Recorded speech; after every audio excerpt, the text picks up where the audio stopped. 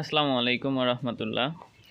আগের ভিডিওতে আমরা দেখিয়েছিলাম ঠিক এই বাচ্চাগুলোকে ব্রুডিং করার ভিডিও, যেগুলো আমরা এই ড্রামে করেছিলাম।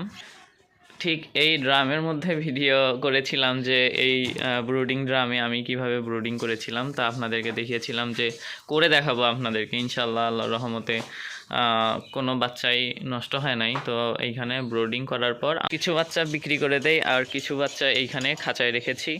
তো দেখা যাচ্ছে যে এই খাঁচায় কুচপ্যাচ হয়ে যায়, তো আমি তার জন্য এই ঘরটা বানানো। এই ঘরটা আমরা প্রথমে আমাদের মুরগি রাখার খড়েয়া ছিল, তো আমরা এখানে আমাদের ভাষায় খড়েয়া বলি, আপনারা কি বলেন কমেন্টে জানাবেন অবশ্যই। তো আমি এই ঘরটা বানাচ্ছি এইগুলার জন্য। তো আমি এখানে দেশি এবং মিশরীয় বানাচ্ছি। তো এই ঘরটা নির্মাণ করতে আমার খরচ হয়েছে বেশ কিছু টাকা। তো আলহামদুলিল্লাহ হয়ে যাবে কিছুদিনের মধ্যে। তো আপনারা যদি এইগুলা বাচ্চা নিতে চান পিওর দেশি, তাহলে আমাদের সাথে যোগাযোগ করতে পারেন। আপনারা ভাববেন যে এত পুরাতন টিন, এত পুরাতন ভাঙ্গাচোরা এগুলো দিয়ে কেন বানাচ্ছি। তো এখন হাতের কাছে আমার টাকা পয়সা যেটুকু আছে সেইটুকু দিয়ে আমি আমার সামর্থ্য অনুযায়ী আমি বানানোর চেষ্টা করতেছি।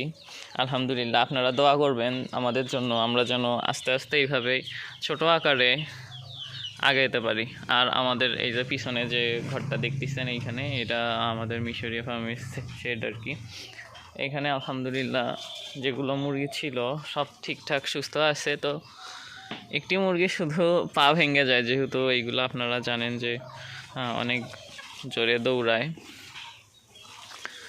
আর আমরা যে জায়গার মধ্যে আছি এই জায়গাটা আমার মূলত বড় মামার আমাদেরকে থাকার জন্য দিয়েছিল। আর আমরা যেহেতু এইখানে আছি, তো কিছু একটা করার জন্য বলছিল, তাই আমি আর কি ছোট আকারে এইগুলো শুরু করেছি।